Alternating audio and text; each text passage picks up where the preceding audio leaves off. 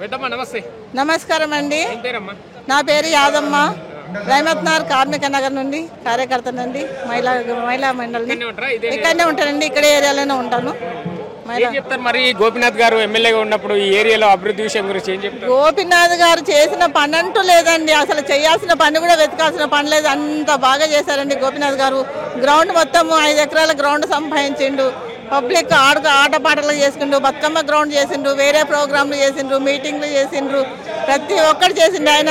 ప్రతి ఒక్కరి body meeting అయితే కూడా ఇక్కడ పెట్టేసి గ్రౌండ్లో పెట్టేసి ప్రతి ఒక్క ఆడపిల్లలకు గిఫ్ట్ ఇవ్వడం కానీ, ఓదార్చడం కానీ, ఏదైనా ఆపద వస్తే మాట్లాడడం కానీ, అర్ధరాత్రి పిలిస్తే రావడం కానీ అన్ని చేశారండి గోపీనాథ్ సార్ గారు. మరి ఇప్పుడు వాళ్ళ భార్య టికెట్ ఇచ్చిండ్రు, గెలిచే అవకాశం ఉందంటారా? సునీత మేడం గారు 100% గెలుస్తుందండి. 100 అబోనే కానీ 100 తక్కువ అయితే గెలవదండి. ఫుల్ గ్యారెంటీ ఇస్తామండి మేము. అంతా మాకు హోప్ ఉందండి మేడం. ఎందుకంటే గోపీనాథ్ గారు చేసిన సేవ మేడం కూడా మంచి కంట్రోల్ మేడం మమ్మల్ని అందరిని ఆదరిస్తుందండి. మేడంని సార్ లాగానే అందరినీ కలిసి మాట్లాడుతూ చాలా ఇది చేస్తుందండి మేడం గారికి. మేడం అధికారంలో కాంగ్రెస్ పార్టీ ఉంది, వాళ్ళు కూడా 6 గ్యారెంటీలు అమలు చేస్తున్నాం అంటున్నారు కదా. ఫ్రీ బస్ కానివ్వండి, రేషన్ బియ్యం కానివ్వండి, రేషన్ కార్డులు. ఇంకా 6 గ్యారెంటీలు ఏమి ఇచ్చిందండి? కళ్యాణ లక్ష్మి ఇవ్వలేదు. ఇప్పుడు గ్యాస్ 2500 ఇస్తాను, అది సరిగా ఎవరికి పడుతుందో పడతలేదు. ఏదో 2 నెలలు ఇచ్చినారు, పడట్లేదు. మళ్ళీ పింఛన్లు 2000కు 4000 ఇస్తాను, అది ఇవ్వలేదు. 4000కి 6000 ఇస్తాను, అది ఇవ్వలేదు. ఏం చేసినండి? ఒక బస్సు ఫ్రీ చేసిన తప్ప ఇంకొకటి ఏం చేయలేదండి ఆయన. కానీ ప్రజలకైతే అన్యాయం చేస్తుందండి.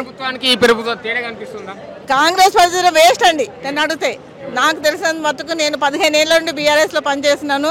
15 ఏళ్ళ నుండి చేసిన సేవ ఓన్లీ బీఆర్ఎస్ చేసిందండి. ఇప్పుడు కూడా బీఆర్ఎస్ రొటేషన్ అవుతుందండి.